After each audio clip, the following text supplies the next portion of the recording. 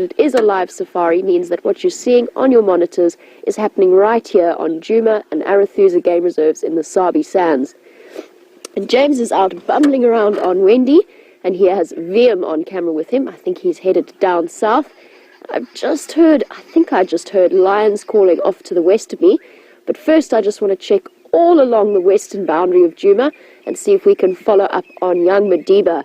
Now, for those of you who might have missed the whole saga, young Madiba is a leopard cub. He's just over a year old now. And he unfortunately got hold of a stray dog who'd wandered in from outside of the Sabi Sands, and we're desperately trying to find him so that the Sabi Sands management can give him a sort of an anti-rabies shot, so a rabies vaccine. We just want to see if we can grab him and follow up with that. And all it is just a quick dart into the muscle of the bottom or the shoulder, and then he'll be good to go, and then he'll get one more in 21 days time. Now, I think without further ado, since we have spent quite a bit of time watching this spectacular sunrise, and it was a really beautiful sunrise this morning, I hope that some of you got to see it, I think that it's time for us to head out and see what we can see. Also here, the impala, they're in high spirits this morning. A couple of rams playing around, and we're going to try and sneak up towards them, see if we can catch some of their play fighting.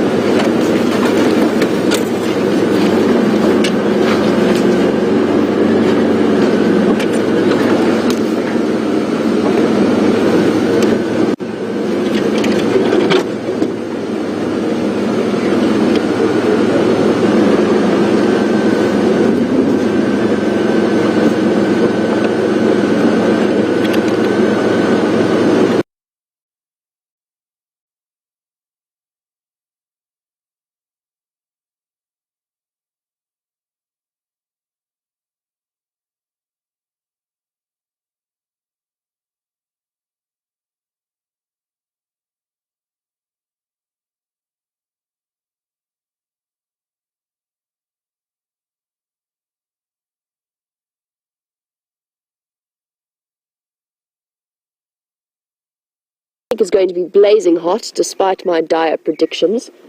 Yesterday, with all of that wind blowing, Liam and I decided that it was going to be absolutely freezing this morning, but luckily it hasn't been. And I think the end result of that is that it's going to be much warmer today. Now, I'd love to describe to you what I'm smelling at the moment, but unfortunately I'm not smelling very much. I sneezed about 20 times just before we started up our sunrise safari, and as a consequence, I'm sure it smells beautiful and fresh and summery. So just imagine that. Imagine the fresh smell of grass and dirt and the start of some of the flowers, but that's about as far as I can tell you.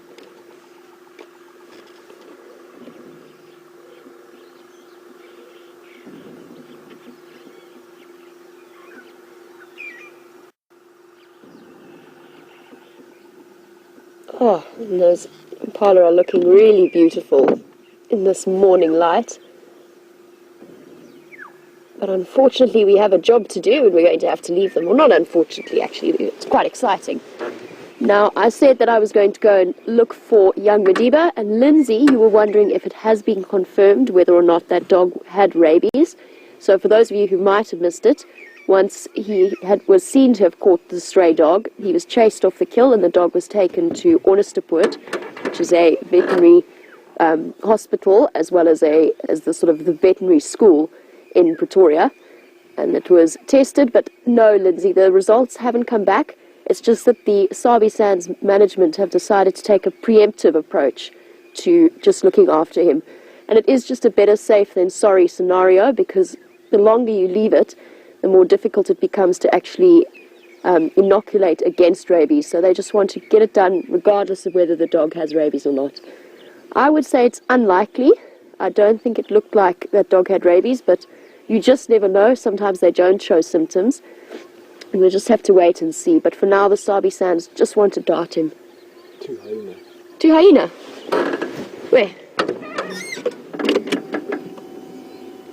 Oh, the impala have spotted them. Oh, yes. Oh, let's try and get to them. They are bolting, though. Oh, hold on. Let me stop there because maybe they changed direction. Well spotted, Bryan. The impala don't seem to appreciate it. Let's try and stay with them. There they go. There's one.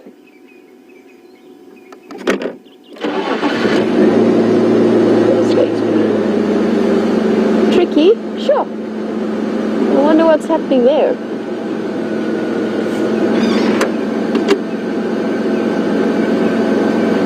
We'll try and keep up with them and see which ones they are. It was very interesting. I wonder what they've been up to. Actually coming this way. Whatever they were doing, they definitely weren't hunting. So you could see that by the reactions of the impalas. They didn't seem terribly bothered. They moved away. They didn't come sprinting. There was no alarm calling.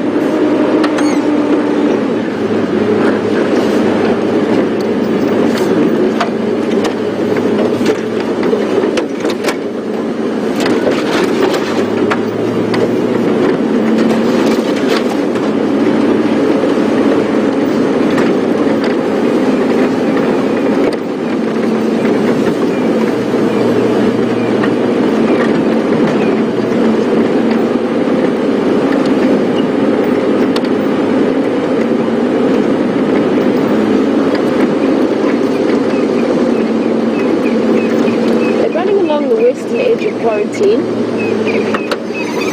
and they're actually giving us a really good demonstration of what makes hyenas so amazing. They can carry on like that for hours. It is almost a completely tireless stride. They're probably going, let's say, somewhere in the region of just under 20 kilometers, maybe 20 kilometers an hour at the moment. They can obviously up that by about double if they need to. This is just their relaxed canter. But they've already managed to leave me in their dust, so to speak.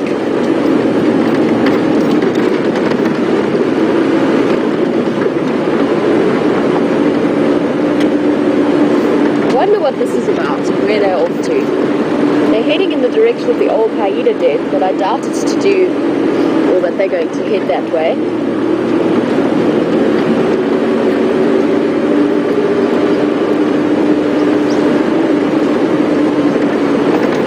Sure. Fast. Off onto a game path.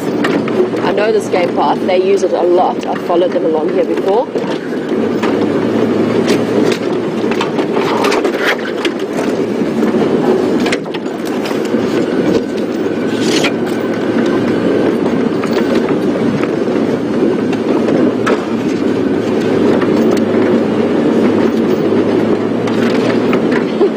They really are, they're moving so fast.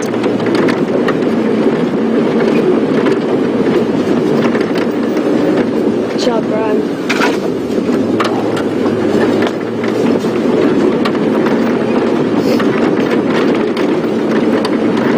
Now this is really interesting, and this is one of the reasons why, although we know the leopards and the lions of the Sabi Sands so well, we actually don't know much about the hyenas that are around us all the time.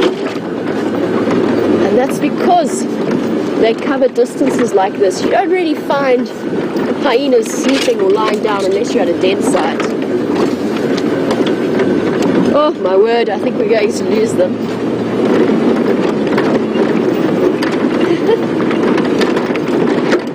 Well, I'm certainly more awake now than I was earlier.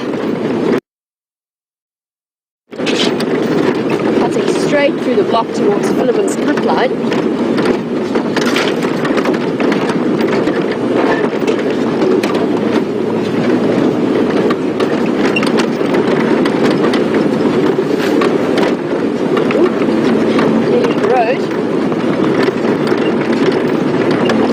I'm really trying to stay with them just so that we can get an idea as to where they're off to.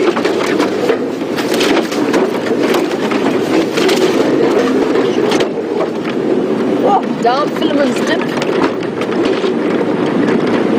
Now we've seen how fast we've been driving through the bush, and they're so far ahead of us. And as I said, they can maintain this speed for a long, long time. Far longer probably than Jigger could keep going.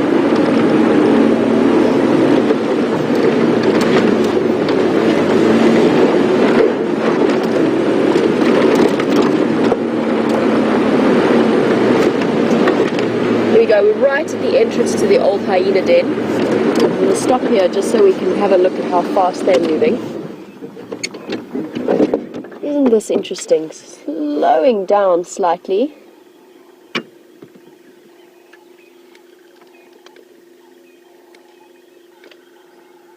I wonder if that's where they're on their way to.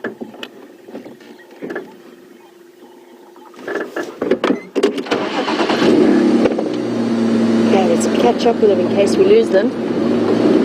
Now, Linda, welcome to the Sunrise Safari. You were wondering if we were near any hyena den, and yes we are. We're actually right where, when I first started working here in July, where the old active hyena den was. It then moved across to Gallagher's shortcut to the north of us, and I would not be surprised, because they have moved once again. There's a possibility that they've moved back to this den site here. So I'm going to slow down slightly. I don't want to go rushing into an active den.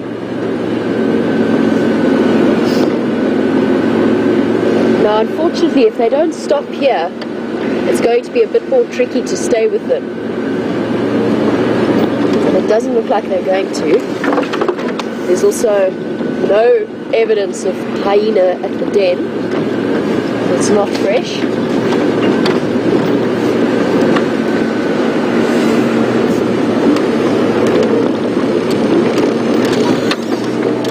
Stop here.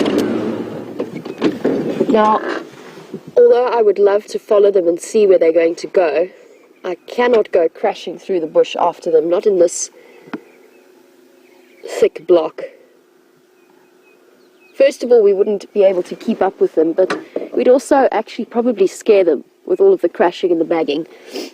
So they were fine with our presence behind them in that open area, but if we started scraping through the monkey orange, which is essentially a thicket in front of me, we are going to scare them off, I think. But that was really interesting. I wonder where they're off to.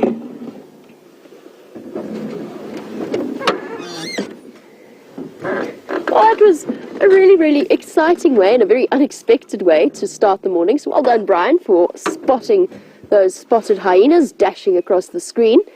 And yes, thank you, Charlie. I managed to miss all of the aardvark holes this time around. I seem to have learned my lesson, but you never know. Now, after our exhilarating hyena chase through the bush, I believe that James is out and about and ready to update you as to what he's been doing. So we'll head across to him, and I will catch up with you a little bit later. 3, 2, 1. Good morning, everybody, and welcome to the Wendy here in the magnificent sunrise of Africa that is now warming my face. It has been a stunning, stunning start to the morning. Obviously, the radio communications, as you can see from my little radio, are not what they should be. So should your questions, because you are on a live safari, not be answered correctly, or answered or asked in a timeous fashion, that is because of our communications. So hashtag Safari Live if you want to ask us questions at WIldEarth.tv if you want to get hold of us. Very nice to hear from you always. So please do not be afraid, especially if you're perhaps a new viewer and you're a little scared of being pilloried for some sort of what you might perceive to be a stupid question. Please don't fear. There are no stupid questions. There are plenty of stupid answers, many of which I've given myself, but there are no stupid questions. So please fire them through to us at will, and I will do my best to answer them. And if I can't answer them, I'm sure somebody clever on the Twitterverse will be able to. My name is James Henry. Behind me today I have Wium on camera. He has returned from leave. Obviously he was there yesterday afternoon, not with me. It's very nice to have him back on board. He seems not to have brought a picnic with him today. Did you bring a picnic today? Oh, one banana. Shame. He's going to be absolutely ravenous come 9 o'clock this morning. And it's been an excellent start with Jamie and some hyenas earlier today. So our plan, we're not too far actually from where Jamie was. We're going to head towards the south and then the east, see if we can pick up on some lion tracks. I'd really like to see a lion. It's been some time since I saw one. The Birmingham males at the moment are feeding on a buffalo carcass, that was killed I think 2 days ago on Buffelshoek, and fascinating stuff. I'm not sure if Jamie told you or not. Last night and yesterday afternoon they were interacting with what seems to be one of the Nkahuma lionesses. Now, it was really interesting to see. We saw some video of it yesterday evening from one of the landowners at Buffelshoek, and what she was doing is going up towards the lions and rolling around and almost flirting with them in the way that they do before they mate. And the males were not interested. They would watch her come and then they would chase her, and watch her come and then they would chase her. Not wholeheartedly, they'd let her go, but she'd run away and then they'd leave her, and then she'd come back again and roll around in front of them and display, and they would then eventually chase her off again. And what it looked to me like was that she was trying to placate them.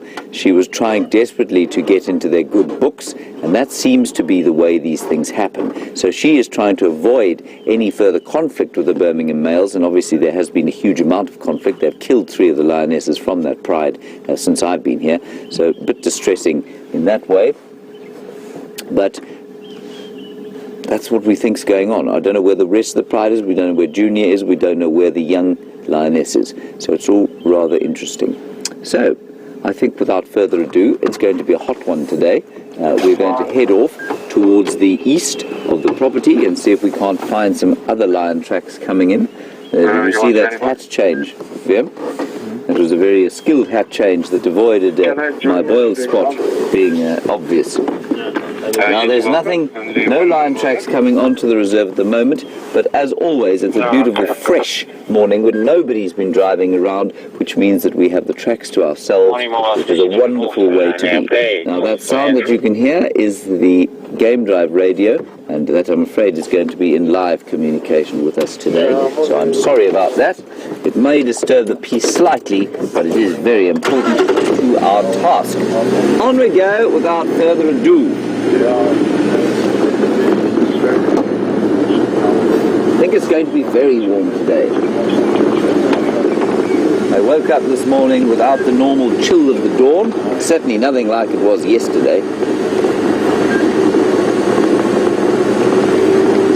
Wium was just saying already the light is kind of overexposed, and that kind of white haziness of this time of the year is filling up the sky. Then of course update on young Madiba, and we went looking for him yesterday. We found his tracks heading very close towards the northern side of the Sabi Sands, towards one of the gates, very close to, not too far from where our camp is, about 2.5 kilometers to the north of that. And there was no further sign of him, so we're not really sure where he is. Obviously he was on a main access road, so the tracks disappear very quickly. But we are going to continue to look for him over the course of the next few days, just so that we can keep track on the progress of his rather tumultuous life. There is an impala there.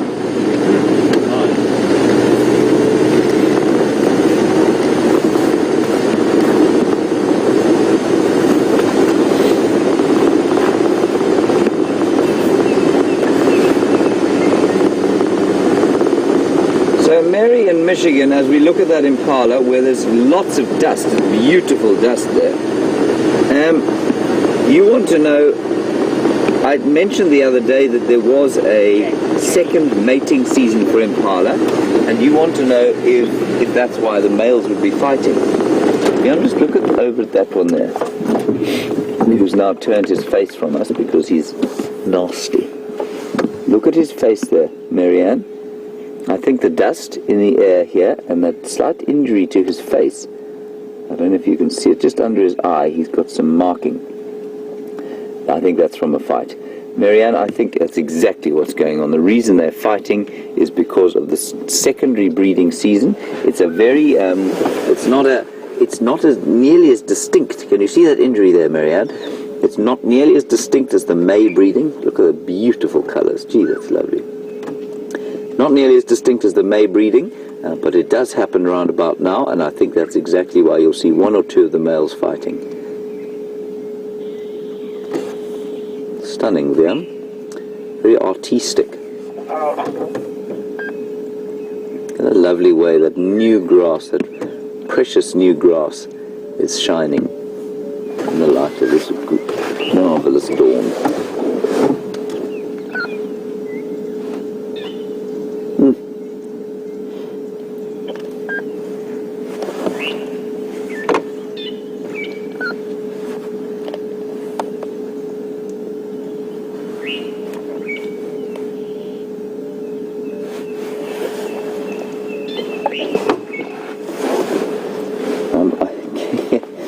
To get a question through. I was just athletically getting out of the way there. A question about the black thing. I'm going to get the question again. Hang on a second.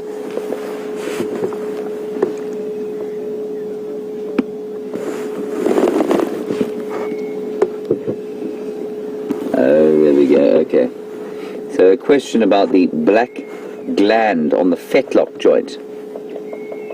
Now the fetlock joint is the joint that is on the... I'm just going to sneak forward while I answer this question. The fetlock joint is the one, it basically looks like an ankle. It's not the equivalent of the ankle, but it looks like an ankle. It's actually the equivalent of, I think, the metatarsal joint, metacarpal joint. I think that would be the correct anatomical way of describing it. But if you look just about the back ankle, for want of a better term, it's called a fetlock, and that fetlock joint has got a gland in it, surrounded by that tuft of black hair, and the gland is used for scent marking. They spray pheromones out of that gland when they're running away from animals, and that's often why you see impala kicking their back legs out while they run. And what that does is allow them to follow each other as they charge away from various predators, because of course they are the number one thing to eat out here if you happen to be in the top 5 predators. That's because they're ideal size. They're not too big and not too small. They're still a good meal for a lion. They're perfectly within the size limit for a cheetah and a leopard, and of course hyena and wild dog definitely find impala a very tasty morsel indeed. And we were chatting a little bit about mating with Marianne now, and the new lambs will be dropped in November, and when that happens it will just be a feast day, a feast month out here. All the predators will absolutely devour all of those little babies, which is a bit sad for the babies, but very nice for the predators. And for about, what is it, it's about 50% of those babies won't make it through their first year, which is a bit sad. But the predators really do relish the time. And I think that there is, you will read that leopard are not seasonal breeders, but certainly here we've seen so much mating in the last little while, which would indicate that there will be new cubs come December time, which is when all the young impala are around. I suspect that there may well be some kind of timing involved with the estrus periods that we've seen recently with the leopards around here. All right, I think let's carry on. It's a very peaceful, marvellous morning.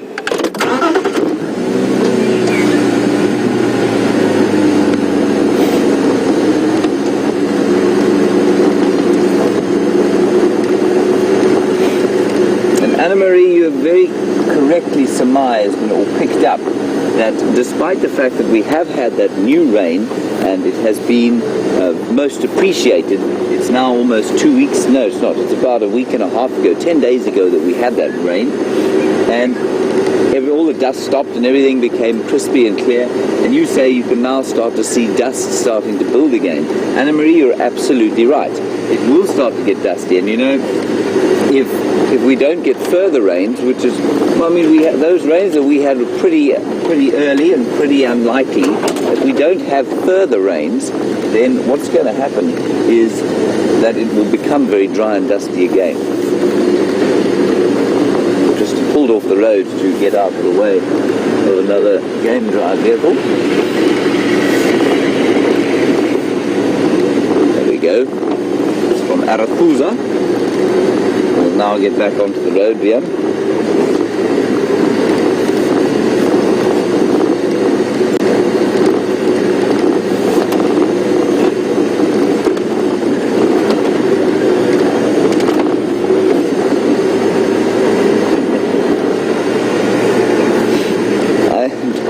Just desperately sorry to have disappointed you, Maggie, in Australia, that I didn't give the fashion report on what Wium was wearing today. I will do that for you now. Wium is dressed in sort of bush chic, I suppose you would say, with a heavy pair of boots on and a hat older than Methuselah on the top of his head. Wium, where did that hat come from? Got it, previous work. Previous work. Yeah. Okay, now, it's a really scruffy thing, but it does look like it's very well used and very appropriate for his work as one of the world's finest cameramen. Very comfy. Very comfy. Good.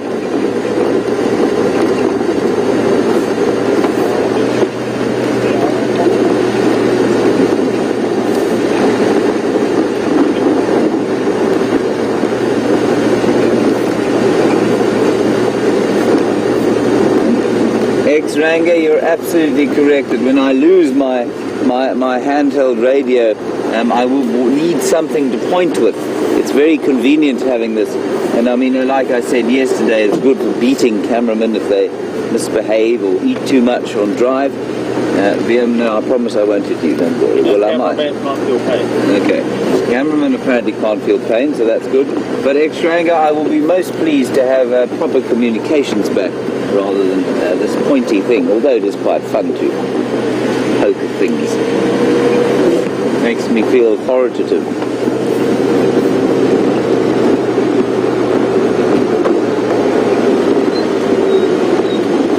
Good morning. Good morning. How are you? Good. Any luck this morning?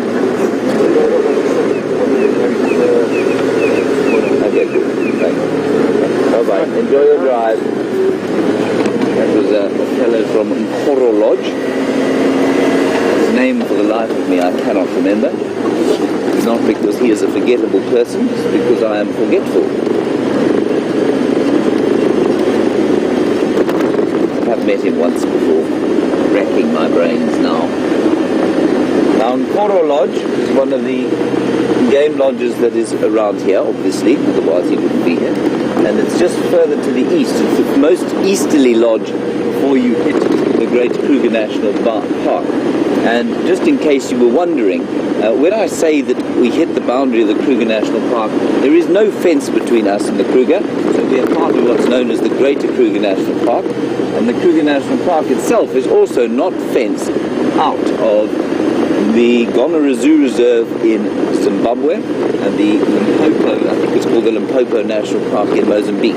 Together they make up the Greater Limpopo Transfrontier Park, and that is 8 million acres of, well, I mean, almost pristine wildlife land, shall we say. The reason I say it's perhaps not as pristine as it might be is because people have been around this area for a long time. Now, that's not a bad thing. So I'm not saying that it's a bad thing that it's not what we might call pristine wilderness, because I believe that people are part of the wilderness, and the rich human history of this area certainly adds immeasurably to the character and the enjoyment that I get out of it.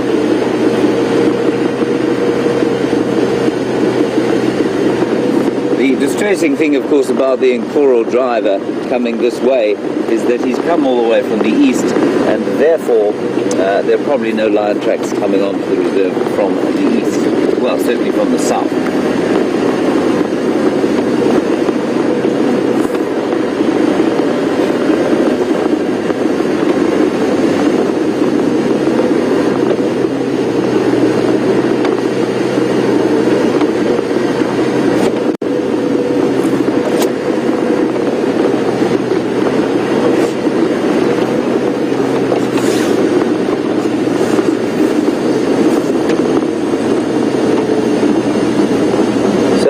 excellent query here from Mars in Tucson, Arizona. Mars, you would like to know why it is that those males would be refusing the female, given the fact that the sole purpose of taking over territory seemingly is so that they can increase their chances of mating and therefore propagate their genes and so fulfill their evolutionary role in the world. Well, Mars, I think it's because they are still in a state of great adrenaline hype, because they're still taking over this territory, and I think their age combined with that has a large degree of, I think that's why certainly why they've been killing some of the lionesses, and so they don't really know how to react to this young, or she's not that young, to this lioness who is making advances to them. And, you know, this is the first time they would have experienced something like this, a female who's perhaps coming into what we call a false estrus. So I doubt she's coming into a full estrus cycle. I don't think she's going to ovulate. But she will try and cement a bond by mating with them. And some of their behavior has just been very anomalous, Mars. You know, they've killed lionesses. That's not apparently that unusual, but it's not necessarily explicable from an evolutionary point of view. There are some buffalo just up ahead here. We're going to drive off the road and have a look at them. When one is not looking at lions, one needs to look at buffalo. So Mars, I hope that answers your question. I find it quite unsatisfactory as an answer, but I quite find the explanation of why the Birmingham boys have behaved like they have slightly unsatisfactory. So I'm still thinking about it, still researching it, and still trying to find out exactly what the story is. What a large herd of bachelors here, a monastery of celibate bulls.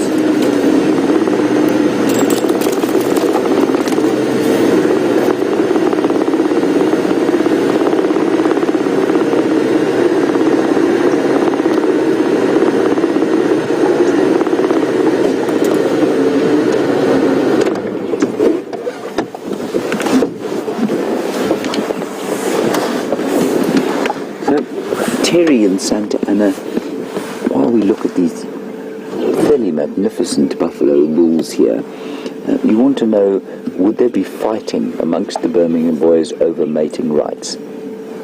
Now, this is a common question, and it's an extremely valid one, of course. Terry, there's no strict dominance hierarchy within a coalition of male lions, but that is not to say that one doesn't occur sometimes. So normally what will happen is that whoever, just listening to the radio quickly,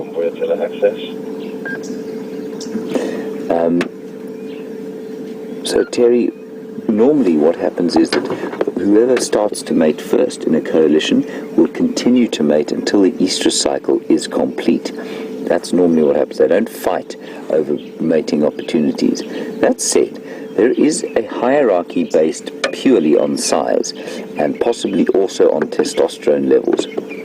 So what I would suspect, and I don't know this for sure because I haven't been here for a very long time, is that the mating that has taken place with the Matimba males, for example, where one is very clearly bigger than the other, and he's also got a much darker mane, indicating a higher level of testosterone and therefore possibly aggression and dominance. And what that does mean, Terry, is that I think he's done more mating than the other one. So Hairy Belly of the Matimbas has probably mated more than Ginger has. I don't think that Ginger has excluded himself from any kind of mating, but you'll probably find that there is a sort of semi-dominance about the mating. But I don't think that they definitely don't fight over mating opportunities, which is quite interesting.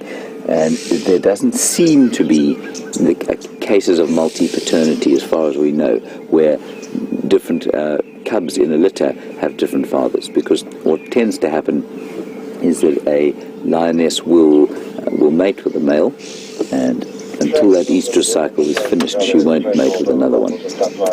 Unlike the leopards, which tend to mate with a few males during an estrus cycle. Now you can hear all of the red-billed oxpeckers calling frantically. And if you're walking in the bush, that is a sound that you listen to very carefully, because obviously it does indicate the presence of something like a buffalo, indicates the presence of a rhino, or not an elephant, because of course the elephants don't tolerate oxpeckers. We're not really sure why, but it could also indicate an impala or something like that. But absolutely, you need to be very careful when you hear that sound and you're on foot.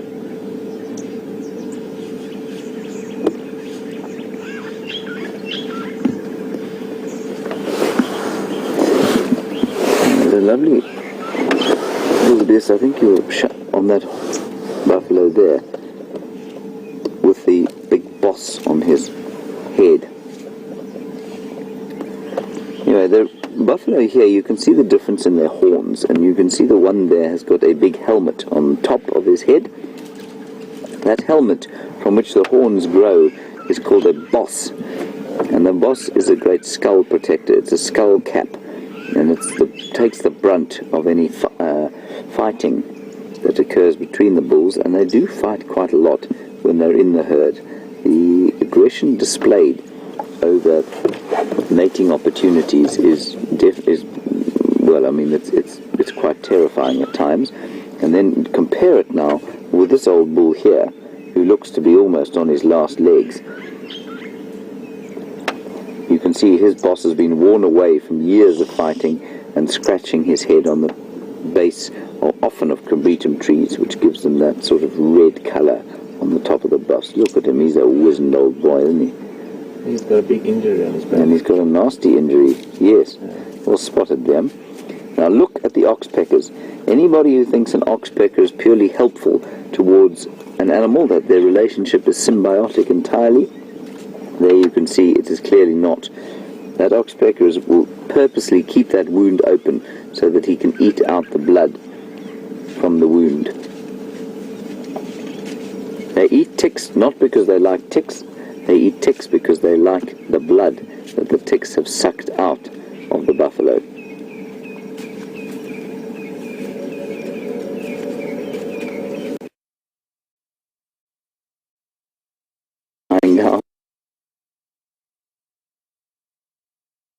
I bet he's got some great stories to tell.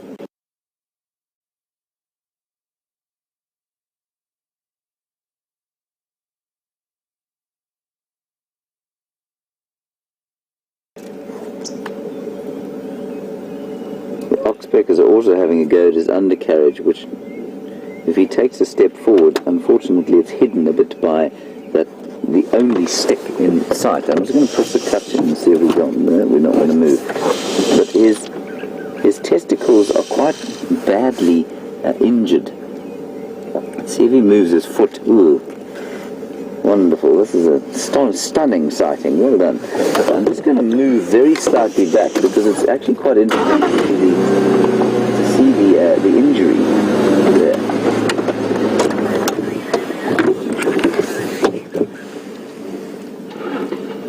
There you go. You can see that. Can you see that oxpecker is now feeding on an injury on the scrotum, which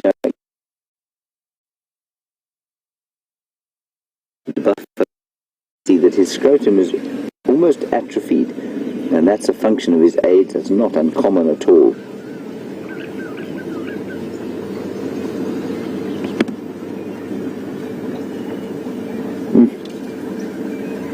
He is not in particularly good shape. You can see some of his bones sticking out from a tough dry season. But you know, as kind of enfeebled as he looks, he will be a formidable opponent to a pride of lions that came through here. And of course, he would also have the defensive help of this group of monks with him.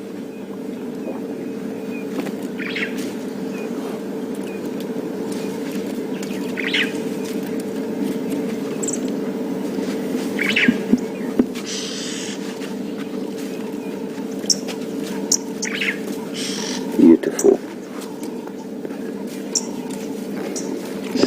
That one walking across picture is just clearly in a better state. He's got much more muscle mass on him. And they all seem to be getting up now. Seems to be a general movement to the south. Oh, they look like they smelt something to the north. Their noses are up. This is quite interesting. Oh, there. It's a little group of warthogs. Just see them. I'll get my head out of the way. And they're just through there. Can you see them, Jim? A little bit. A little bit. They're just walking through there, and I'm sure they gave these buffalo a little bit of a fright. No, we can't see them. They're just a little sounder of warthogs walking down east, possibly towards the twin dams. I suspect that's what they're doing.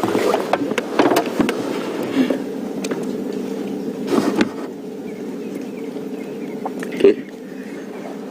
So they're just getting up to have a bit of a move around the place. They'll probably head towards the south there. There's some mud down at Twin Dams. We're not too far from there. And there's also some water not too far across the southern boundary here.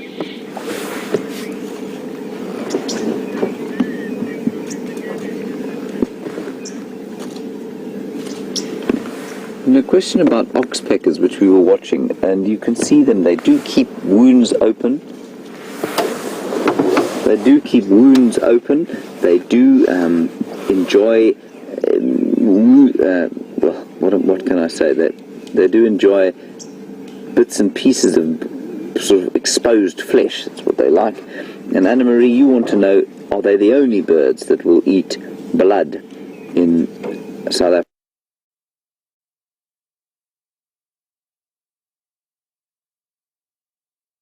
Well, no, of course not. The raptors all eat a lot of blood. They all eat a lot of meat. So the birds of prey eat a lot of meat. Lots of birds will eat carrion if they can. So something like a grey-headed bushshrike, for example, will not, while it may not go and sit at a carcass, will definitely sample bits and pieces of dead stuff if they can find it. But they're definitely the only birds that will sit on an animal and keep the wound open. They're the only birds that are tolerated on the backs of animals, except perhaps the odd heron, who I've seen standing on hippos' backs in the water. But otherwise, they're the only birds that have evolved the strategy of moving with animals. And I mean, there is an element of symbiosis to the relationship. They do definitely clean off ticks, and I think that makes a big difference to disease control.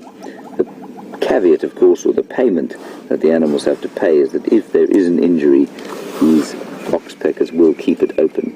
They probably also do clean it out a bit, but I do think they keep it open. And fascinating birds. And fascinating kind of relationship that has developed between them. You can hear them calling.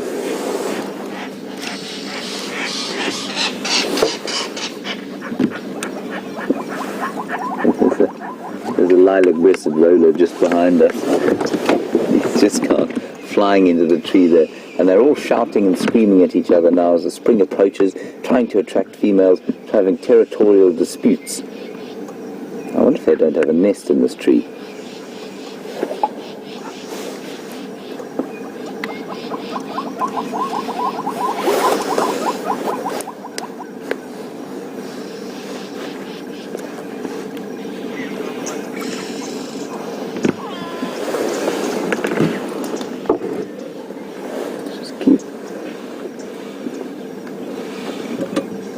There we go.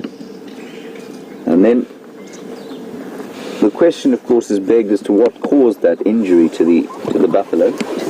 Rena, you wanted to know that, and I don't know what it was. I don't think it was a lion, though. No, a lion injury on an animal tends to be something in the way of a claw scrape. An animal that escapes from the attentions of a lion will normally have kind of deep claw marks down the back.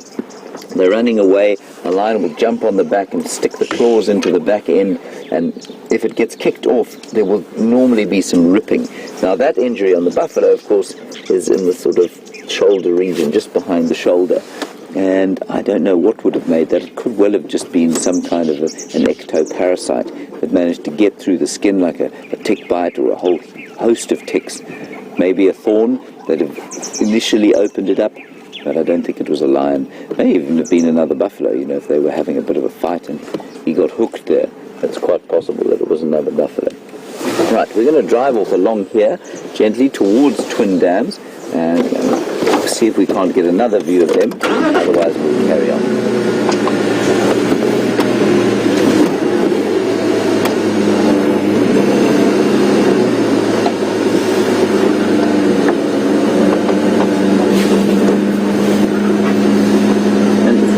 On the topic of the oxpeckers and the healing and whether they're making the problem worse or making it better, Virginia and Kentucky, you would like to know, is it possible that they could contribute to an earlier death, the oxpeckers, by keeping the injury open? Virginia, I think they do have a certain function for cleaning, and I don't think that they would. I think that they do keep the infection down, probably, in those injured pieces. There's a nasty noise coming from Wendy. Anyway, if Wium catches fire, that's because there's a noise in the back of the car. What's interesting, Virginia, is that I think what they do is probably keep the wounds free of bacteria, but they don't necessarily let them heal. So I don't think that they cause further infection, and certainly there's no evidence to suggest that they would ever make a wound bigger to the extent that it really is a problem. There's an old boy walking past us.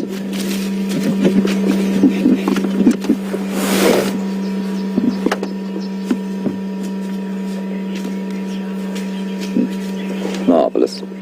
All right, I think we should leave these fellows.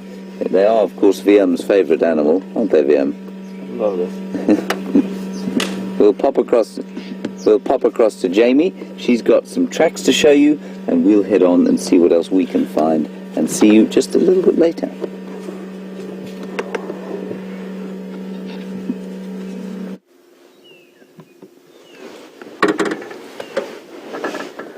Welcome back. And although we still haven't picked up on Madiba's tracks, I do have a track that I want to pose to you as a trick quiz. Is a very, very difficult one, so I'll be incredibly impressed if you get it right, although I have lots of faith in our viewers. I know that lots of you have been watching for a long time. Let's see if we can catch you out with this one. I'm going to have a look there. I'm going to hop out and just show you exactly what it is, just because it is so indistinct in the sand. Let me grab a stick quickly. So the track we're looking at is this one here. And this is a really, really tricky one. I'll tell you what you're looking at. It's very indistinct. 1 foot here, 1 foot here, 1 foot here, and 1 foot here. And if you get this, I will be very impressed. I will tell you that back foot,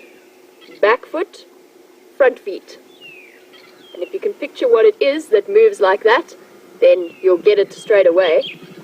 And the distance between tracks, probably about this far. So from the front of the last track to the back of the first track here, that's the distance that the animal is covering. Let's see if you guys can guess what it is. It'll be very interesting to see. Now I'm still checking around for young Madiba.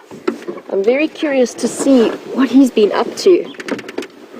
And James tells me that yesterday he had his tracks all the way up north towards Gowrie Gate. And my tactic this morning has been to go all the way south along the sort of western boundary of Djuma and check in that direction. And the reason I'm doing that is because these are areas that are familiar to him. The question, of course, that we have to ask to use the ourselves term women is, where is Shadow, and has she come to collect him and take him to a kill? And if that's so, where have those two disappeared off to? Anyway, for that mystery track, which I will be very, very impressed if you get, you can send those answers through to #SafariLive on Twitter, or you can email through to questions@wildearth.tv. Let's see if we haven't caught you out on this one.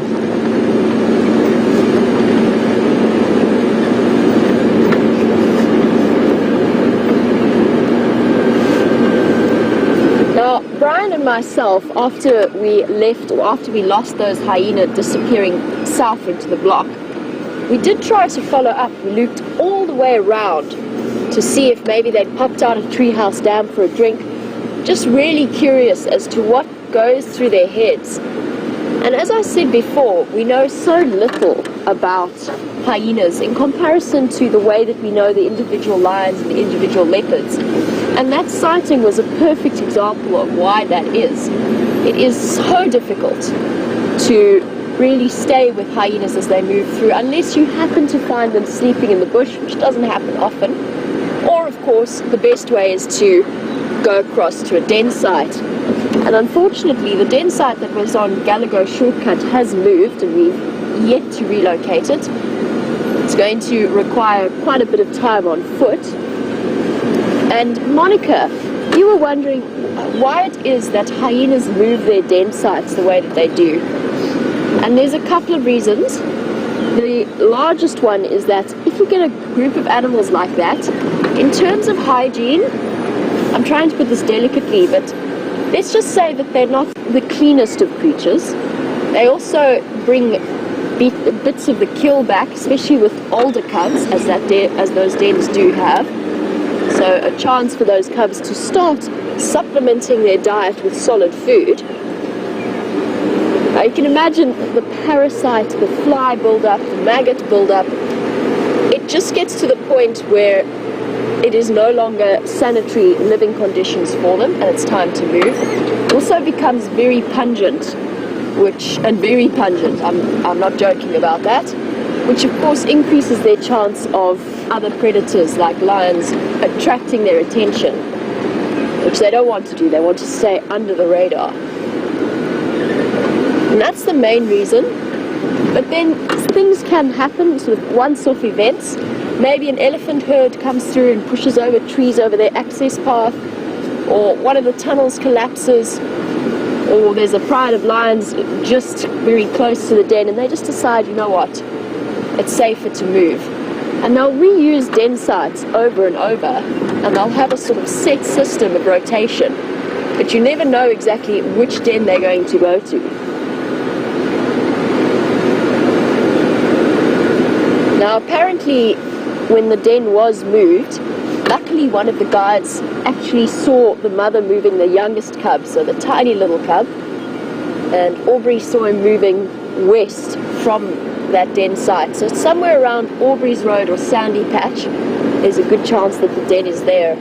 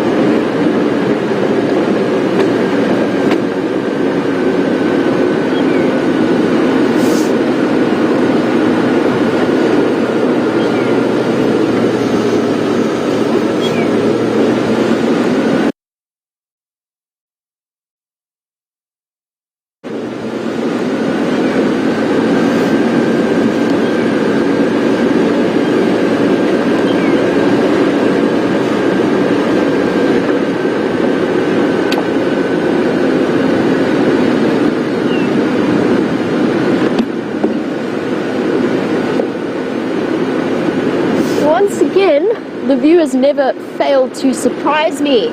So, Marianne, Rava, Raggedy Ann, you all got it right. That track quiz of mine, it was indeed a hare. It was a scrub hare.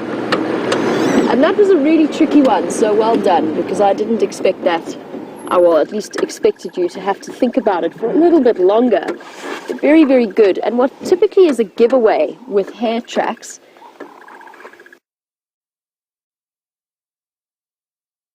is the biggest giveaway is actually the shape of the track. So although you can never really see the distinct footprints too well, they actually make an L shape. So the front feet packed together in the front, so the ones that we saw, and then the side track, so it makes an L, if I can describe it like that. I cannot think, that's how I was taught, but that is the animal that we were looking at. It's a bit shady, but that is the scrub hare. And it's a great way, it's important to know that track, and I'll tell you why. We're not going to go following scrub hares and trying to track them down wherever they're sleeping, although that in itself might be an interesting exercise. But it's really, really important in terms of aging other tracks that you see. So if you've got lion tracks along a road, and then you've got scrub hare tracks over them, then you know that your lion tracks are not from early in the morning, they must have been from sometime in the night, because scrub hares are nocturnal. So that's why, although we're not necessarily focusing on tracking the animals per se, it's why we need to know what they are, because we need to know their habits and the times that they are active in order to age tracks. So that is why that question was important. It's not to do with necessarily following the animal all the time.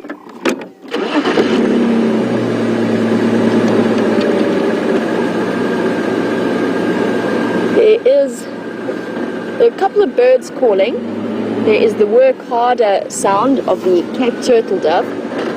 There's a magpie shrike calling. And then that trill that you were hearing, the brrrr, that is a crested barbet. Cool thing I learned about crested barbets, just while I'm thinking about it, that trill that they make, the brrrr, they've got a split in their larynx. So what they can do, where it splits, I'm just trying to look for him. Oh, there he is. I've got him there. Let me shift around so that Bryan can show him to you.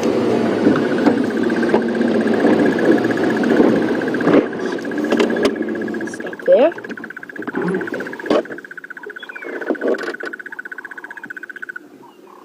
Listen to him go. That's the trilling noise that you were hearing. See if he calls again, and then I'll finish my explanation.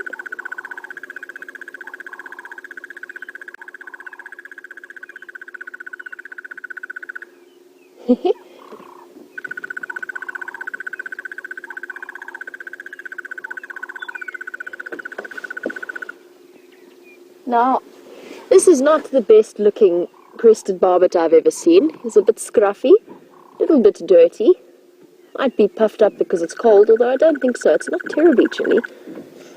But to finish this random piece of information that I read up on the other day and then completely forgot to share with the viewers, they have a split in their larynx.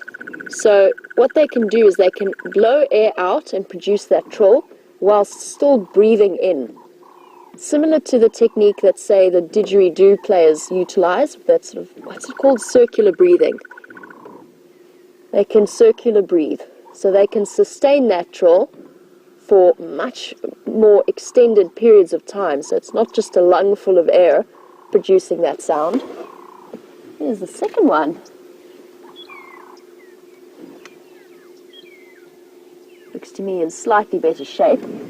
Now it is breeding season for them, and a tree like this knobthorn, this dead knobthorn that they're in, could make for a perfect nesting site if there's a nice hole somewhere in the area. And in a similar way to woodpeckers, they can actually excavate their own holes. So they'll start where there's a bit of a basis for it, and they'll peck their way and bore their way until they have a nice nest site. And this is more than likely a mated pair.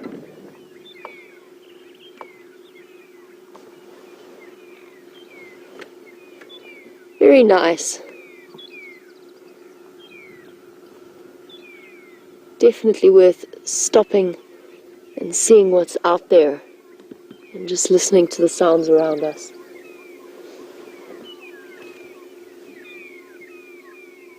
Beautiful birds. It's always fascinating to me There's two directions that bird colours go in, and it's essentially completely split. They are either completely cryptic and sort of brownish in colour and camouflaged and hide away in the grass, or they take these vibrant splashes of colour, whether it's the barbets, the crested, or the black-collared barbets, and the kingfishers or the rollers. They've all approached it as a reproductive strategy to be really, really brightly coloured. And nobody can fully explain to me, and I don't fully know why, you get that split in adaptations, but it is fascinating to think about. Off he goes. Now, I'm sure that they know where the leopard is. Unfortunately, I cannot interpret barbet trills, but we never know. He's probably somewhere around Triple M. That's his comfort zone. It's where he knows. And especially if Mom hasn't been around, then that is where he's going to hang out. But if Mom is around Simbambili, then she might have come back to collect him to cross Triple M.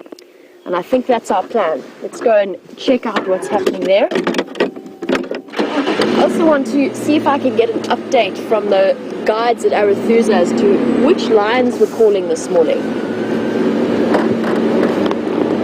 And of course, for those of you who were watching yesterday's sunrise and sunset safari, in terms of just chatting about leopard updates, I want to hear if Hotile has finally... My word, that was a surprise.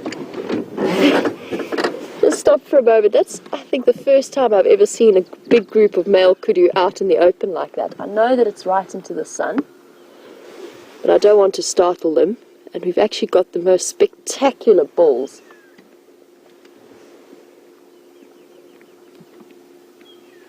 Now, Bryan, I don't know if you're with Andrew in terms of naming the kudu Zeus, but I believe that one of them is Zeus. He's got very, very wide set horns. He's tucked behind the guari bush now. What I'm going to do, because these boys are so spectacularly beautiful, and it's nice to see a group of male kudu like this out in the open. You don't always get to see them. I'm going to just shift around, see if we can get the light on the other side of them. Good. Oh, look at that. How beautiful is that with the new fresh green grass? And to think that just over 2 weeks ago, there was no green at all. It was completely brown and dusty. And obviously for these kudu, these brand new shoots are just too good an opportunity to miss out on. Oh, beautiful. And these are really, at least the bull in the front that we're looking at to the left, sort of the left of your screen, that is a very, very mature kudu bull.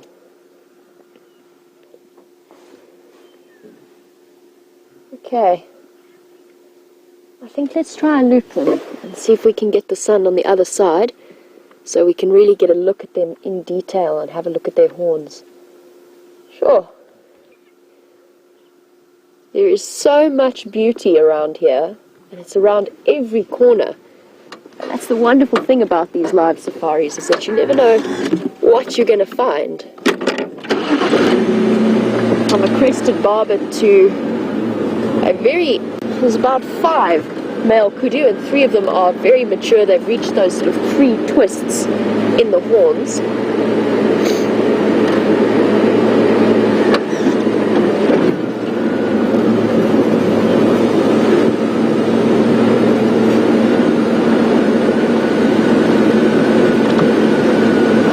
Take quite a wide berth just so that we don't spook them in any way, although they are very relaxed.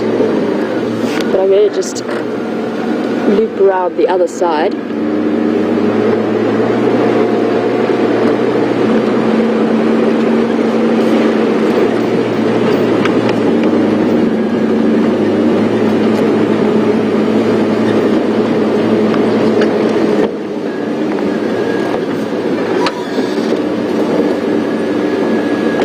Here, so that we don't spook them. The 2 young males are actually play fighting. practicing the skills that they need to one day compete for females.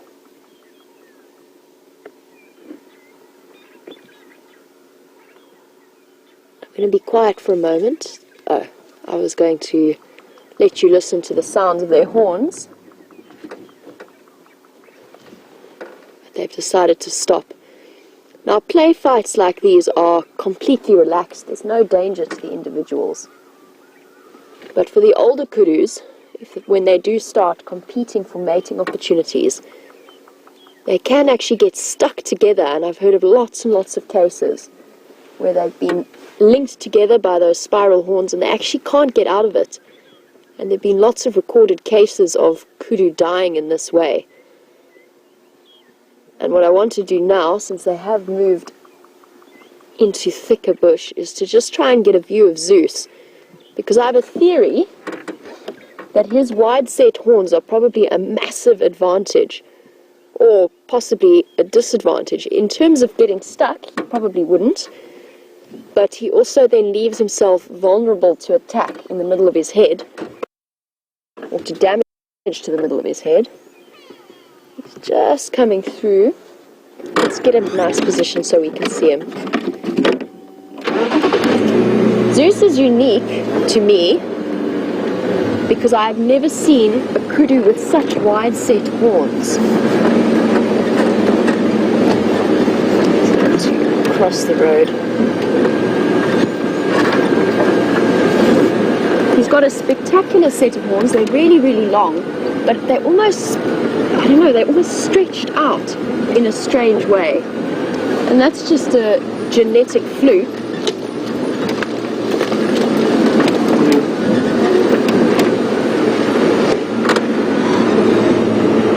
Got to just stop here for the moment, because if I spook the one in front of us, the rest of them will spook as well. You can see him looking off intently, and I'm going to show you why in a moment. I haven't spotted a predator. They just spotted a wildebeest who moved in. Still want to get you that nice view of Zeus, for those of you who haven't seen him before.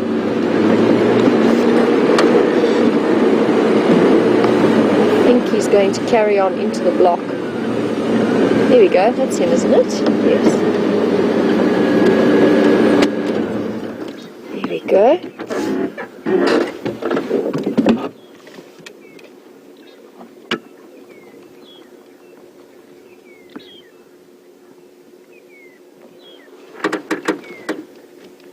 That is the very dignified Zeus with his massive set of horns. Just with those ivory tips at the top, but they start to go a little bit pale with age.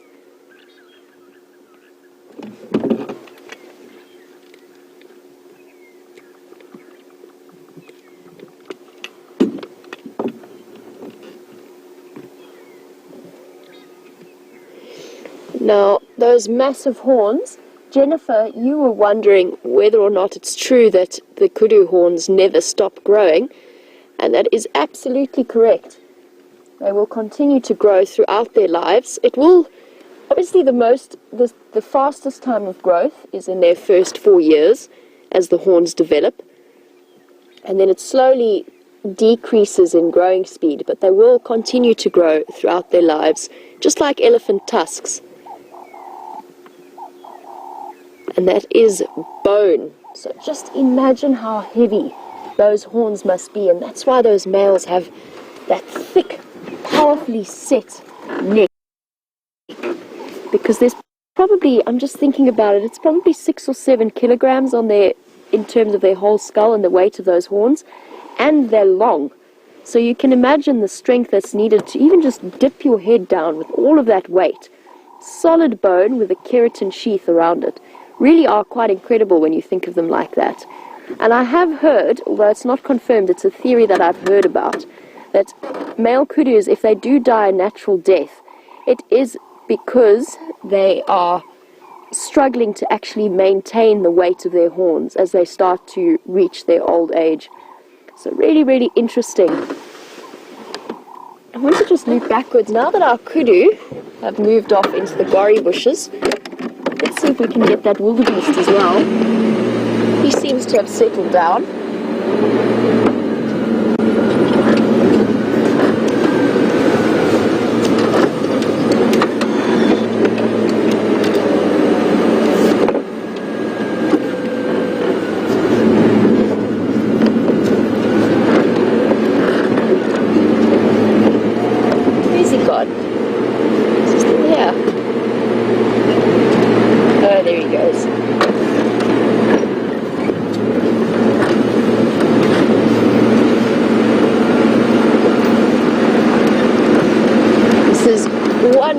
Male wildebeest, and I think he's actually out and about patrolling his territory.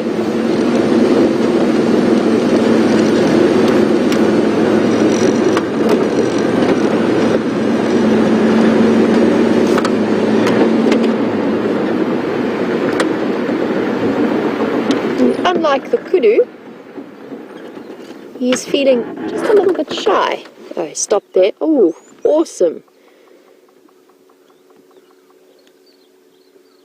Now that, what he just did there, is not... Let's just have a look at it. Because he looks very young. In fact, that's interesting. I was going to say that it was a male. I actually think it might be a female. That's more unusual. Or it could be a very young male who has not fully developed yet. Let's see if we can get a bit of a closer look.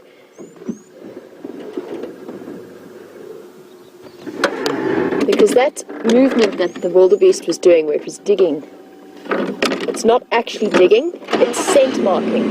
They have glands between their hooves, between the two halves of their hoof, on their front feet and their back feet. They can use them to scent mark by scraping.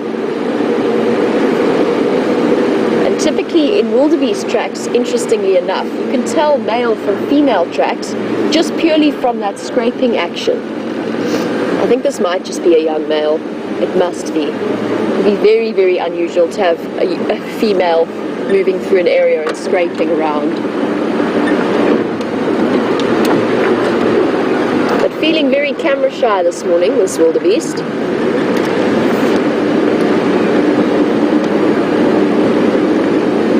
Now I think our wildebeest friend is going to continue moving away from us. So I'll stop here and give you one last view as he walks away.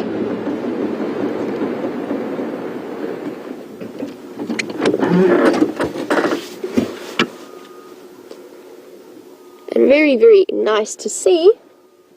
But apparently, James has something exciting to show you. He has some ellies for you. I think we're going to head across to him. I will continue my search for young Madiba and be back with you a little bit later.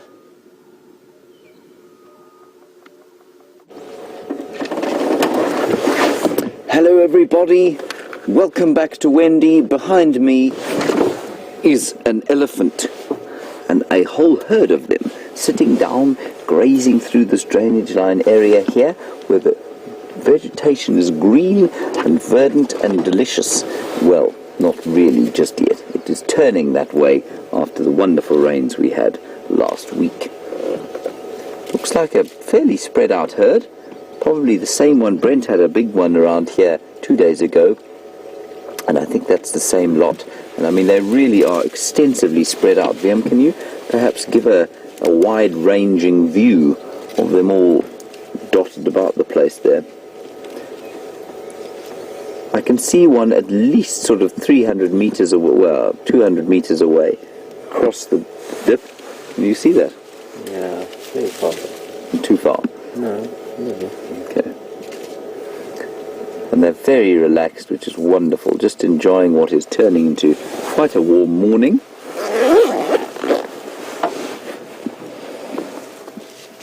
There you can see them moving little grey, or large grey shapes, should I say, through the vegetation.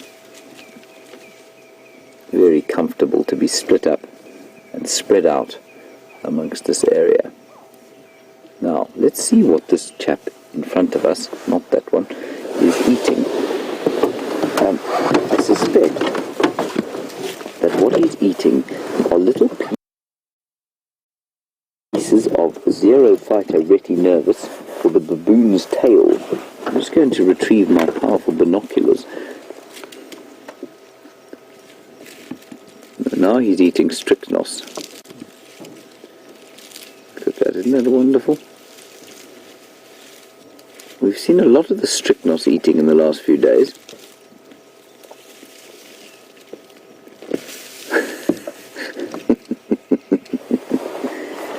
And you can see how crucial an elephant is to the health of an area like this, because they do a little bit of bush clearing and they maintain the area in a state of, relative clearing, I suppose.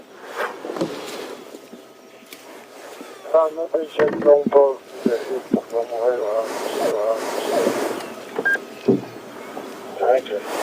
think she's also eating those little, you can see the green shoots all over the place. Yeah, she is selecting for them, eating those, what they call baboon's tails or Xerophyta retinervis, one of the first flushes of green that we get after the rain. She's also ignoring a couple of wild flowers that there are just below the trunk.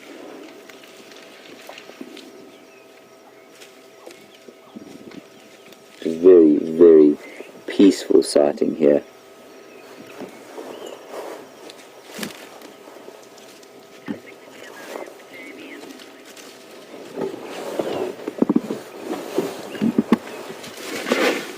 Oh, what a crossy.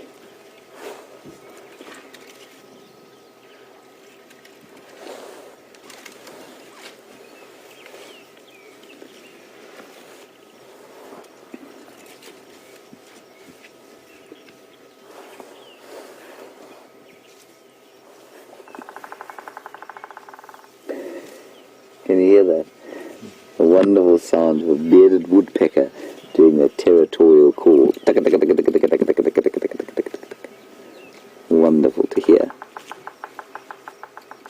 So lovely, it echoes down the drainage line.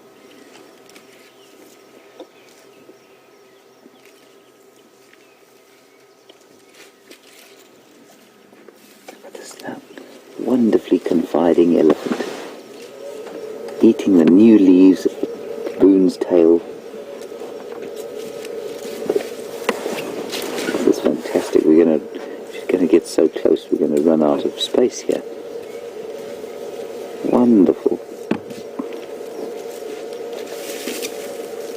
Now some of those baboon's tails, of course, are sorry about that, everyone. Some of the baboon's tails are flowering. They're the first flowers of the season.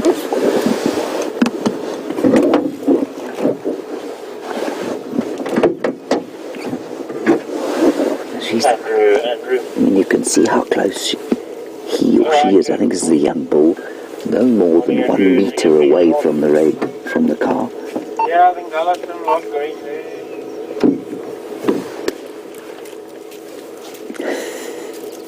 This is so special. Hi.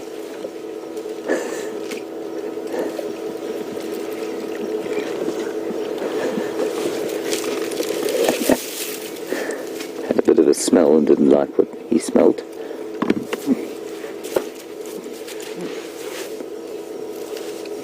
That's very typical young bull behavior. Comes up to investigate, then shows his size by opening his ears out, and then when we don't react by running away in terror, he walks away in slight shame. That was really spectacular. Gee whiz.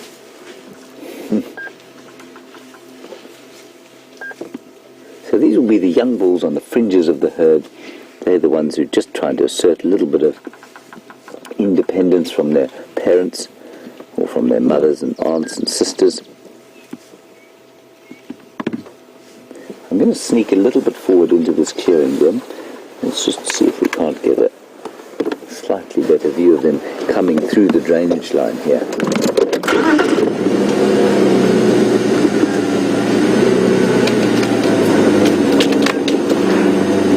Don't want to make a big noise, that's all. So they've been so generous with their relaxation around us.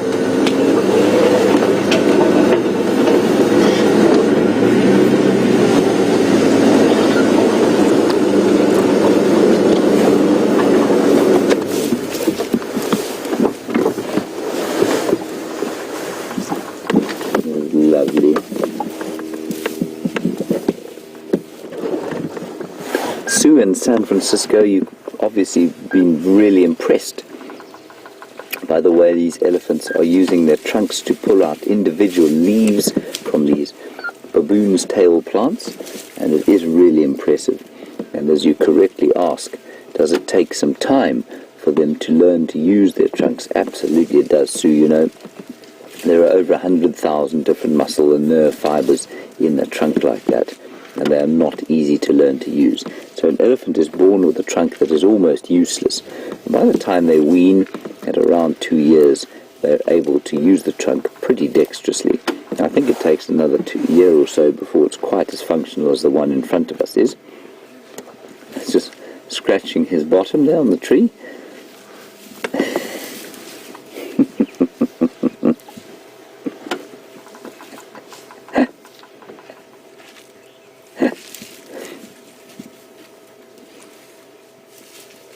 That is so cool. So Sue, one of the interesting things is that when a calf is born, the trunk is almost useless. You know, it just flops about the place, and it's shorter than it is on an adult proportionately, and that's so that they don't stand on it. They've got so little control over it that they walk all over it and damage it quite badly if it was any longer. And so, because of the lack of control, it's slightly shorter. It doesn't touch the ground when they're born, when they're little calves. I'm just going to roll slightly forward. Obviously, we cannot follow them through here. And like I say, fully functional probably at about 2 years, and then 100% useful at about 4. I would say it's probably. But they're certainly using it to feed themselves by the time they're 2.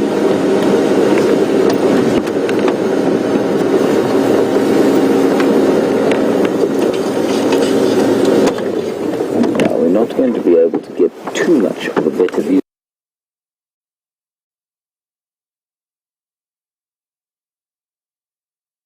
than this. They are feeding all the way along the banks of this fairly large drainage line.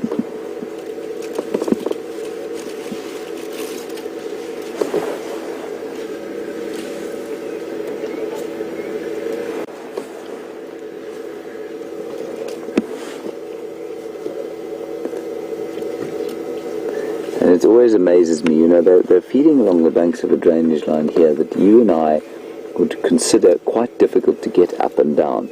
But these elephants are astonishingly agile for their size and for their apparently clumsy way of moving. They really do move up and down these drainage lines with incredible dexterity.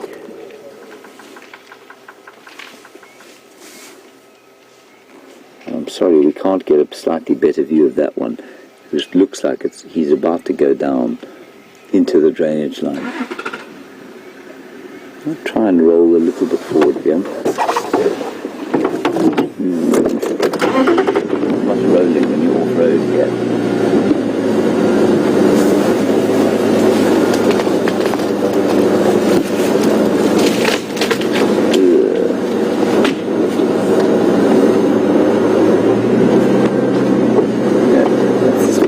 I'm afraid I've lodged us on a stump.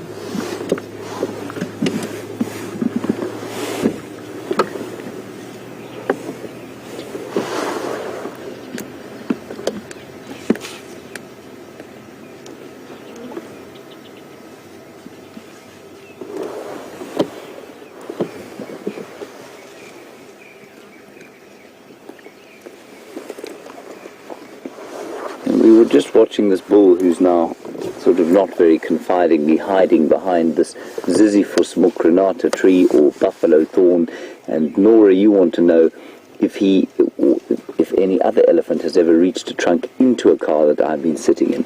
Nora, I've had one or two bulls touch the car very briefly, but nothing reaching into the car.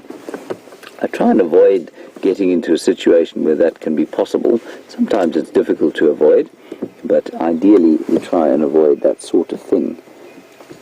So the only reason I would ever let an elephant get that close, unless I was stuck and it happened to be charging me, which I hope it wouldn't happen. The only reason I'd let an elephant get that close was if it decided that it wanted to come that close to us. So if we were watching, say, a breeding herd and a young bull like this detached himself and came over to investigate in a non-aggressive fashion, then I would stop and wait and let them come past. But as soon as an elephant starts to behave in a manner that indicates that they're threatened, the best thing is to just extract slightly. And so it's not, well, it is quite common for elephants to come very close to us here because they trust the cars. For them to reach into the actual vehicle is something unusual. Just do a little run through here. I'm afraid the view is not excellent from where we are.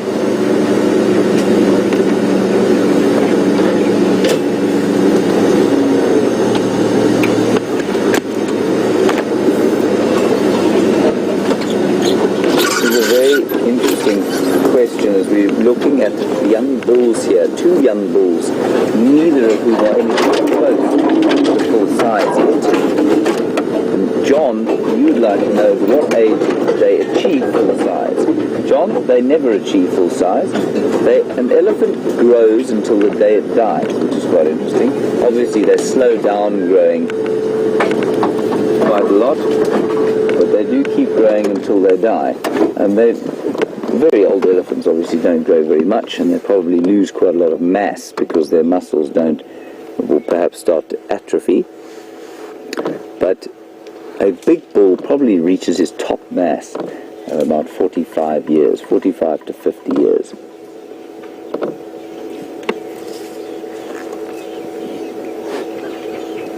Nice question, John. Thank you for that. I often forget that rather fascinating fact of elephant life.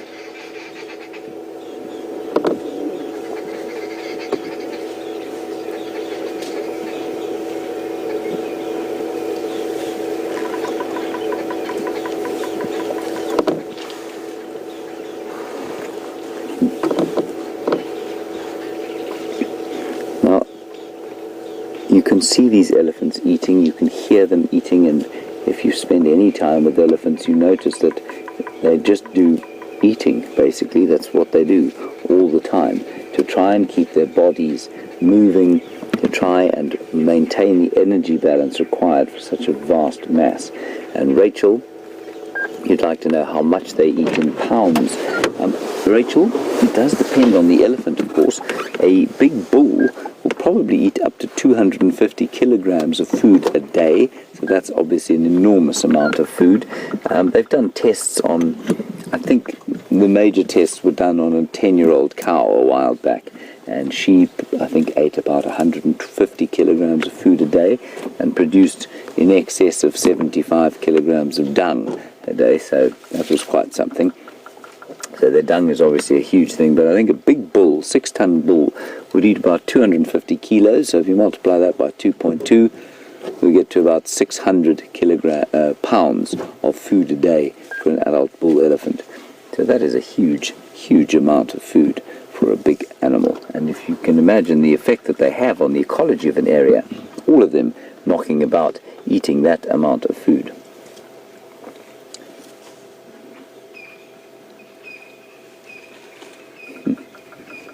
And they eat all sorts of things, Rachel. You know, they don't only eat green material. So you've asked if it's all green. Definitely not. In the summertime, at least in the wintertime, there's very little green for them to eat. And they spend a long time digging up roots, like we saw that one doing just now.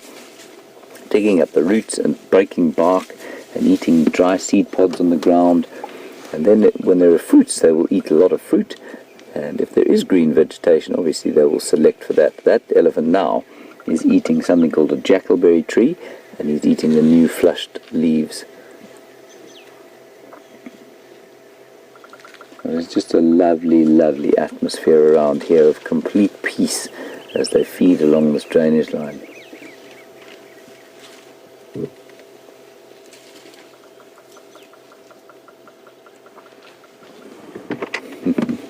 And they're all over the place, you know. You can't get this impression from the camera, but they're all over. There's some about 200 meters away. I just saw a baby running after its mother through some thick bush away to the side. But everything is very calm and collected, and there seems to be no stress around here. And you do generally get a feeling from a herd of elephants as to the amount of stress that there might be, or whether they're relaxed. And I think this bunch of elephants is in a state of very joyful repose as they eat their breakfast, which will in turn run concurrently into lunch and tea and then supper without so much as a break. That's how it should be. Well, Wium, for you, yes, I know. Wium, of course, for those of you who don't know, is an extremely hungry man all the time. I think he's probably got a tapeworm.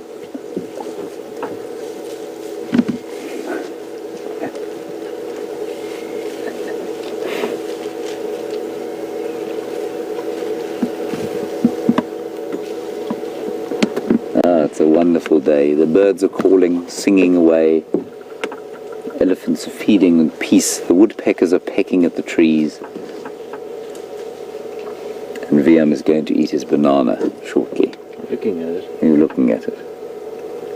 All right, I think we're going to probably move away from them because we can't really see them anymore, and they've disappeared down into this very fastly greening drainage line. So let's move gently along. We're quite close to Buffelshoek waterhole, so we'll go and see what's happening there.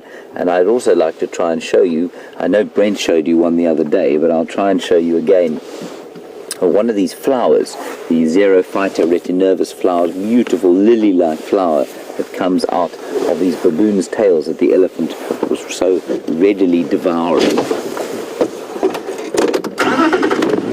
Right, Wumpy, on we go.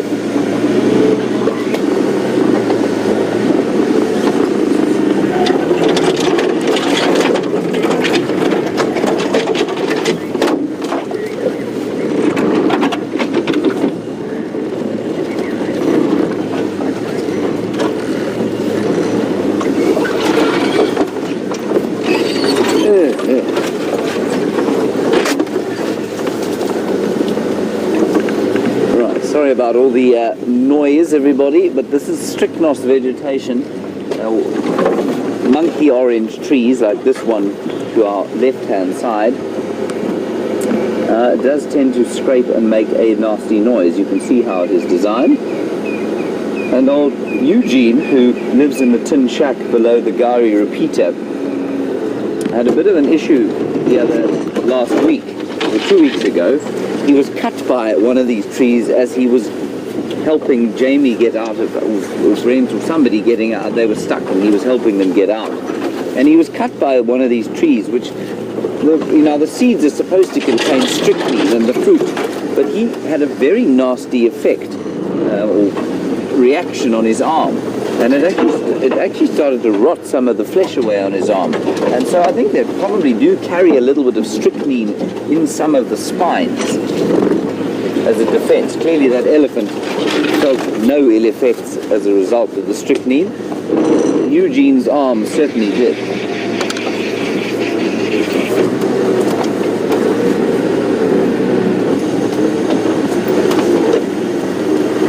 Okay, we're out. I will try and find you a beautiful Xerophyta retinervus flower. Excuse me, frog in a throat. Oh, giant tree crab, there we go. Right, there is the flower, everybody.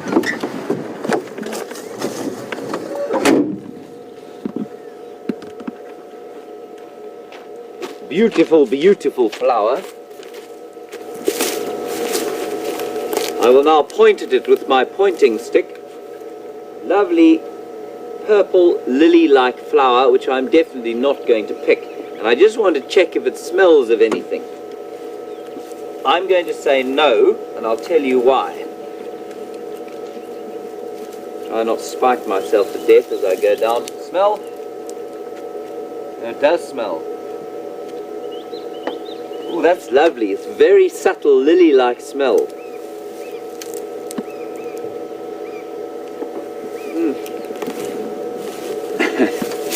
That is really actually quite spectacular. It's got a very sweet sort of, sweet, subtle smell. It's not very, very overt. But the reason I said that I didn't think it would smell was because of the fact that it's blue. And that blue color generally attracts insects through ultraviolet. And so they don't necessarily have the smell that would attract birds to them for the purposes of pollination. Now, Siberia Zumi, you want to know what it tastes like. Siberia Zumi, I am not convinced that the Xerophyta retinervis is necessarily fit for human consumption, and so, well, at the risk of creating something of a spectacle of myself, if I drop dead, it's been real.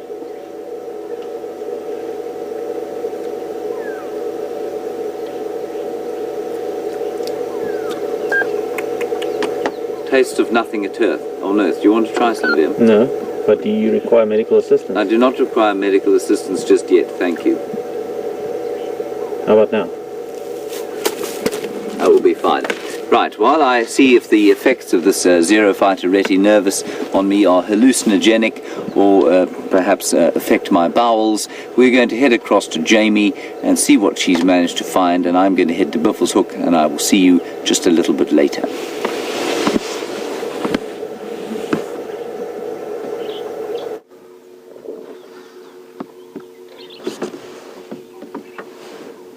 Welcome back. And now we have a mystery on our hands. Now, I'm pretty sure that I've picked up on Shadow's tracks. It's entirely supposition, and I'm just going off the fact that she's come straight out of Simbambili, where she was last seen, and into Voya's in the direction of where Madiba's last tracks were. Now, I haven't seen any tracks of his. I went all the way up Voyatilla main access towards Gowrie Gate, picked up on her tracks there, and I've come back down Triple M just to check and see if she hasn't crossed with him somewhere here. But these are fresh tracks, the ones that we've got, and they come straight from here, which is Simbambili, across into Voyatilla. Now I tracked her further along where the tracks met main access, and she went straight north. There's a lot of alarm calls happening in that area, but all sound like they might be north of our boundary. And I've just done a U-turn now on Triple M, and I'm going to head back in that direction, because although it is guesswork, I'm fairly certain that this is Shadow. Could of course be Karula, or one of the other leopards that lives around here, but it's just my suspicion. Gut instinct tells me it's Shadow. Now these are very fresh, because this is Triple M, which is one of the main access routes on the reserve. And the tracks I had on Voyatilla main access were also very fresh. So those, I could tell you now, go through the block in that sort of direction. They pop out just over there on Voyatilla main access, and they go across, and they continue straight north into a drainage line. Now, of course it is supposition, but my guess would be she's killed something over there, and she's going to go and fetch Madiba, or she's just going to go and check up on him. She has been away for a few days, which means we've got to act fairly quickly, but luckily, if that is the case, it means that they're going to be on the move, which in turn means that we're going to get alarm calls in response to their presence. There was a squirrel shouting earlier, but I think he was just shouting for the sake of shouting, or maybe at a snake, quite possibly. Couldn't see what he was alarm calling at. This is where it becomes really fun. It's a test of guesswork and reading the signs and the clues and trying to figure out from there how it's all going to fit together as the pieces of the puzzle.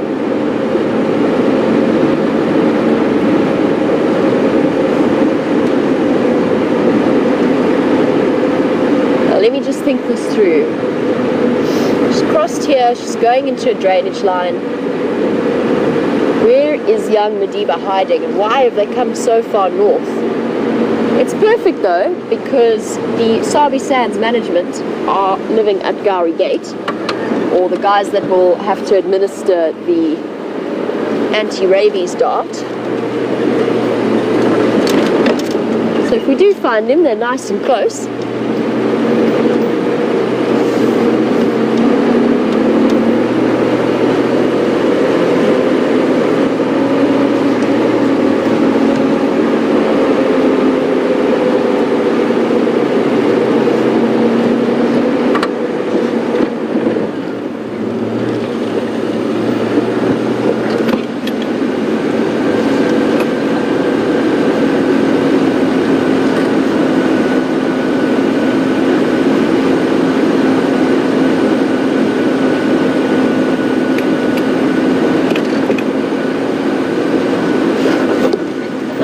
The best way for us to unravel this mystery is for me to hop out and carry on walking in that drainage line and see if we can pick up on any alarm calls or anything that might give away the position of this mystery leopard, who I believe to be Shadow.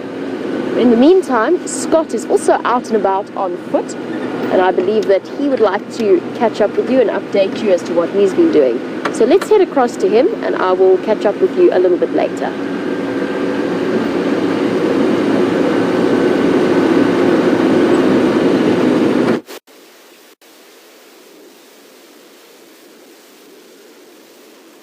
What a wonderful angle this is, everyone. I'm sure one that a lot of you would have never seen before. And we are here at the Buffelshoek waterhole. And this is the resident hippo, possibly Bob, but we can't be certain if it is the same hippo that did spend some time here a few weeks and months ago. Now, we've come here, we're going to have to be very cautious of him because we don't want to disturb him too much. But the reason why we've come down to the water's edge is because we are following the tracks of lion. In all likelihood, the remaining members of the Inkahuma pride. I'm sure James or Jamie would have updated you that the one lioness is still hanging around the 5 Birminghams, but it looks like Junior and at least one other lioness, we're guessing it's the 2 of them, came from the west in this direction towards us. And there's some really great signs of where the lion actually took a drink. And if you come and take a closer look here, this is where I think Junior came and had a drink. And you can actually see this massive paw mark over here where he would have had to get as close as he could to this water to drink up. And isn't it wonderful to see these tracks? We always like to show you tracks, but it can be difficult from the vehicle. The lioness came this way, and she's decided to have a drink in a slightly different area, and you can see where her tracks, my shadow's getting in the way, we just need to make sure the hippo doesn't get too worked up. They can be very dangerous, but we do have the vehicle parked right behind us, so don't worry. But there is also another track of a lioness over here having a drink. We've also got a glimpse of James in the other vehicle who's parked behind us, and he's come into this area to hopefully help us find exactly where these lions have gone to. Now, while we are on foot, we do need to be careful, and I want to, rather than distressing this hippo, get back as soon as we can to the vehicle and then back onto the tracks. We're not sure exactly where the lion have headed to from here, so we're going to have to fine-comb the area, do a perimeter search around the dam, and hopefully we'll be able to understand exactly where they are. So the plan is to continue searching, and hopefully we will find the rest of the pride shortly. We are going to send you back to somebody. I've got no comms with FC. I've lost my communication with them, so I'm not sure exactly who you're going to go back to. Possibly James on the other side of the dam, or Jamie, who's also hot on the trail of some leopard tracks. So exciting prospects. There's still some time left to find more animals, and I'm feeling confident. We'll see you later.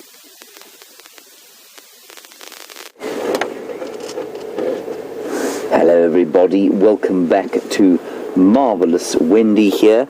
Well, she's semi-marvellous I suppose, but there in the distance you can see the picture of the bush walk, and I think it's quite a nice thing for you to be able to see exactly how they do it. You can see Jeandré on the right hand side there is trussed up with a fairly heavy backpack. Obviously in the foreground is the sight of Bob, the Bachelor of Buffelshoek, and Scott Dyson, of course, is going to help Jeandré now. There we go, he's now presenting to you in the manner of a silent movie. On the back of the vehicle we have a professor from the University of Cape Town watching on in bemused fascination, I would say, is the expression on his face at the moment. He is writing an article on us. Jeandré is not only going to be filming, he's also apparently going to be tracking with that great big backpack on his back. So that's how they do it. It's really quite I think it's a magnificent way of experiencing the live safari.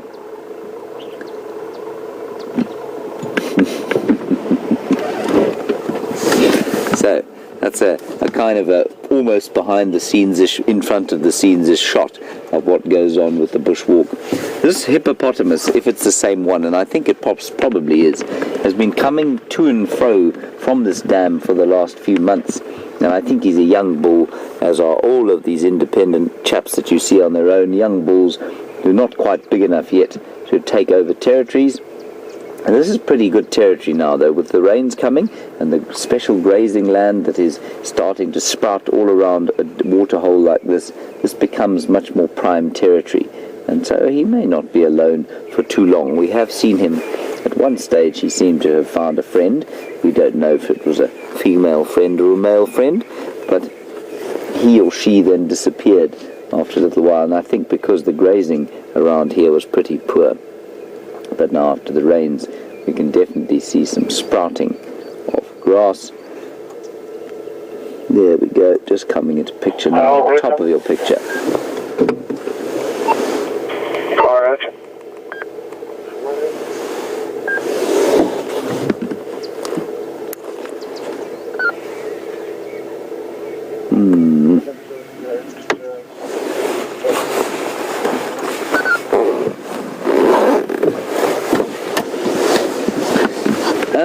An interesting question from Diana in northwest England about hippo birth, and of course this hippopotamus is unlikely to give birth, given that he's a male. I mean, we never can really tell, of course, but one of the things that we can tell in biology with a definite certainty is that male mammals don't give birth. Well, I don't think they do.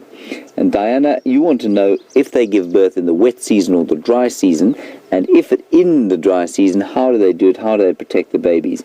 They're not particularly seasonal breeders, Diana. They will have a peak, though, during the time when conditions are the most favorable, and that will be when the rains have come, when there's lots of grass for them to eat, when there's a space for in the water. They don't want to be giving birth in water that is filled with hippos. And I mean, when it gets really dry in some of the rivers, the pods of hippos just kind of fill every available space of water. So they will generally give birth in the wet season, and they give birth in the water, and the babies then come and breathe out, and they can walk pretty much immediately, and they do suckle quite a lot under the water and then come and stand on their mother's backs, and that's generally how they do it. So normally, Diana, that will be during the wet season. Yeah. You can just hear behind us the lovely sound. We've obviously stopped now. There. The white-bellied sunbird. I don't think we can see him. Oh, there he is. He's just on the if you go the other way. If you turn the other way to the back there. Sorry. There he is. Beautiful white-bellied male sunbird. Sitting exactly where Vian's pointing the camera.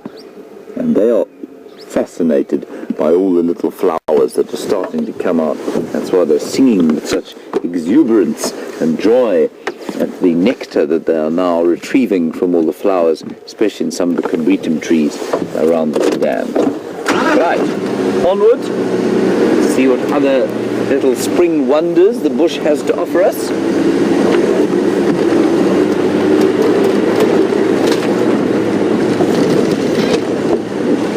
That's a loud one.